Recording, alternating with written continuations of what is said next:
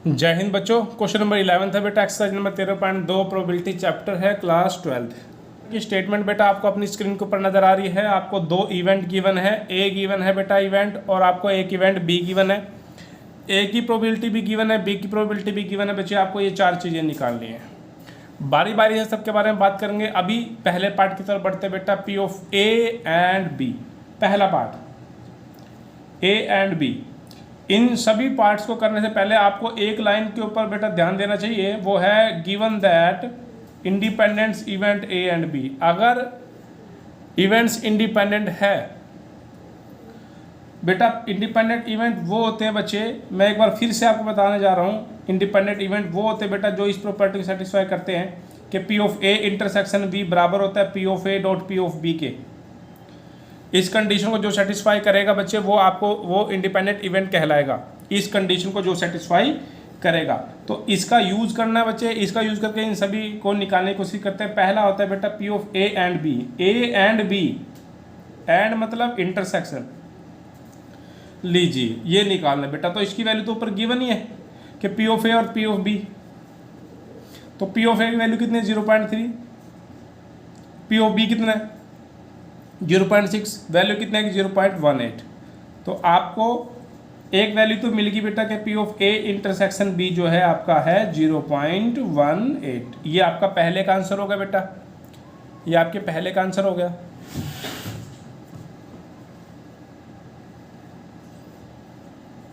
दूसरे पार्ट पे आ जाओ, P of A and not be.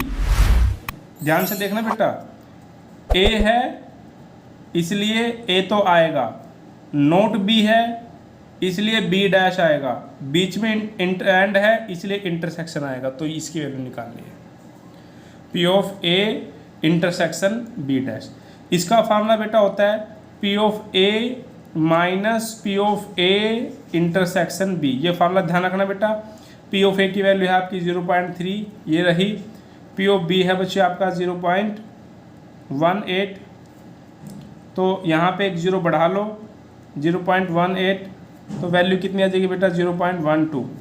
ये आपका आंसर है बेटा सेकंड पार्ट का। तीसरे पार्ट की बात करते हैं बेटा। तीसरे में कह रहा है कि पी ऑफ ए और बी, पी ऑफ ए और बी, तो इसकी वैल्यू क्या रहेगी बेटा, P of A plus P of B minus P of A intersection B. तो पी ऑफ ए कितना है 0.3, जीरो और लगा लो। पी ऑफ बी कितना है 0.6, जीरो और लगा लो। P of A intersection B की वैल्यू यहाँ पे आई बेटा, ये आई है 0.18, तो कितना आ गया बेटा 0.90 माइनस 0.18, तो आगे सब्ट्रैक्ट करेंगे तो 0.72। तो ये आ गया बेटा आपका तीसरे पार्ट का आंसर। अगर बच्चे चौथे पार्ट की बात करें, तो चौथे पार्ट की बात करें तो उसमें वो कह रहा है बेटा नाइदर ए नॉर बी, ना ए हो ना बी हो। इसका मतलब P of A dash intersection B dash. Statements को समझना सीखो बच्चे। अगर आपने चैनल पे बेसिक की वीडियोस देखी है बेटा, तो उस आपको कोई दिक्कत नहीं आएगी, और नहीं देखी है बच्चे तो देखिए ज़रूर। हमें अभी निकालना है नाइदर ए नॉर बी, यानी कि P of A dash intersection B dash. अगर आपने डी मॉर्गन लॉ में बेटा यहाँ लिखने जा रहा हूँ, तो हम लोग पहले डी मॉर्गन्स लॉ लिख लेते हैं। तो according to De Morgan's law के अकॉर्डिंग आपका A dash intersection B dash का जो फार्मूला होता है, यानी कि जो वैल्यू होती है, वो होती है बेटा ए यूनियन बी के होल के डैश के। ये बहुत ज़्यादा इंपॉर्टेंट लॉ है बच्चे। इससे पिछले 2-3 क्वेश्चंस में लगातार यूज़ होता रहा है और आगे भी यूज़ होता रहेगा, इसलिए इसको बेटा जितनी जल्दी हो सके इसको स्टडी करो। इसकी वैल्यू ये है, ये उठा करके यहाँ पुट कर देते हैं, तो P of A dash intersection B dash की जगह आ जाएगा ए यूनियन बी के होल के डैश के।